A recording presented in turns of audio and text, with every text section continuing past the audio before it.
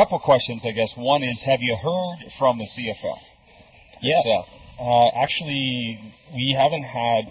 We've had some very informal discussions over the phone, and so that's one thing that we're really looking to potentially establish a relationship with the CFL. That would be very positive for us, and I believe it would be, like I stated, it would be really positive for them as well. So, but they didn't track you down to say, hey, what are you guys doing? We're going to shut you down. Was it a positive call or what? Well, I didn't personally receive the phone call. There's 5 of us in this particular group, and that individual's not here. But from talking with him today, it sounded like it was a pretty positive conversation, and that they were curious about what we were doing, and potentially even a little bit excited and hoping to. I can't really speak for them, but it sounded like they at least maybe wanted to have some discussions with us. Yeah, well, that's the thing. I mean, if I was in you guys' shoes, all you would want is their endorsement, right? You're not trying to use them in any way. Oh, absolutely. And you could do this without them. Couldn't you, in terms of not using their trademarked team names? Yep. You could still name the cities? That's correct, yeah. We would basically just have to avoid logos and using formal names, like we wouldn't be able to use Rough Riders, things like that. But as far as everything else we're doing, we wouldn't need their permission.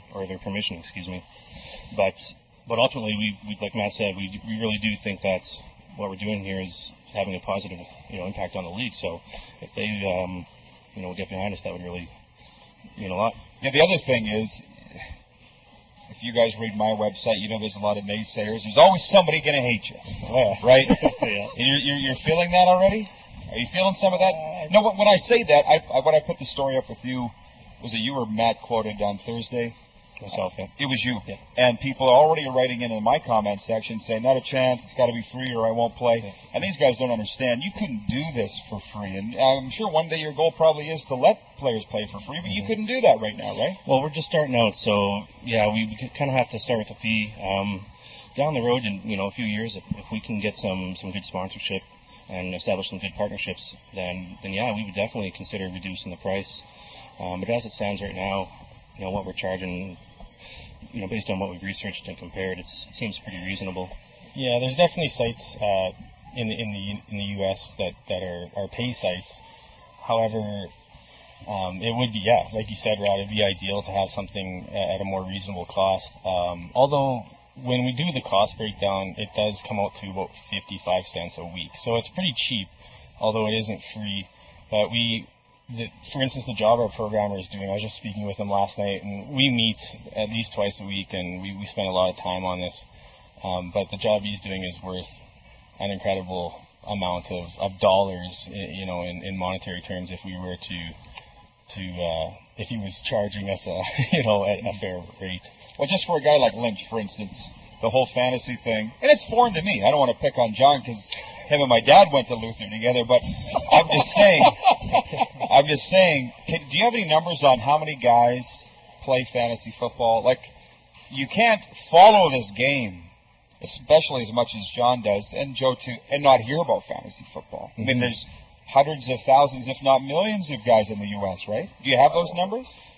I don't have, concrete numbers as far as how many individual players play, but I do know that the fantasy sports industry in the States is a multi-billion-dollar industry, so it's a huge industry. A lot of people are playing it. It's getting a lot more attention, and just over the past 5 or 10 years, it's been even growing more and more. So there's definitely, I was surprised to find that there's nothing for the CFL.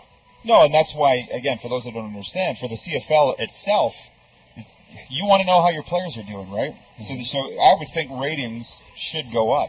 Well, the neat thing is I'm a Riders fan, and I always will be, but for, I could be watching a Calgary-Hamilton game, and let's say I have Nick Lewis. You wouldn't want Nick Lewis. I was just going to say that. But let's say I did have him. I might actually, be happy to see him on the field scoring. Not happy, but at least it means points for my fantasy league.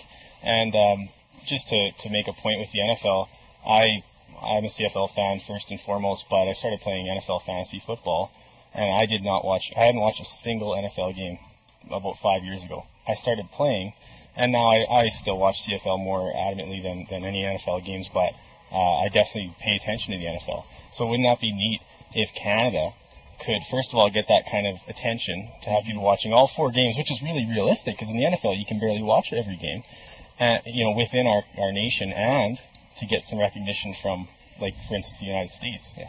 Plus, you're engaging the younger demographic that the CFL wants, right? Absolutely. So, Now, what do you do about a championship game? Is there a final at the end? Why don't you break that down, Aaron, just the kind of the playoff, how that would work? Well, the playoff structure, basically, it's another thing that's customizable, for one. You'll find that's a recurring thing with what we're doing here. It's really customizable. But with the playoffs, basically, we take the last 3 or 4 games in the season, and those represent the playoffs. So let's say it's week 15, I guess it would be, because there's a bye week in there. Whoever has won the most matchups, they're in first place, and then there's a second place and third place. So then the playoffs would begin on week 16. And basically it's just a standard playoff format. The customizable part comes in where the commissioner, this might get a little confusing, but the commissioner can choose to start the playoffs early. The reason for this is you don't want the championship game to be on week 19. It's the last week of the year.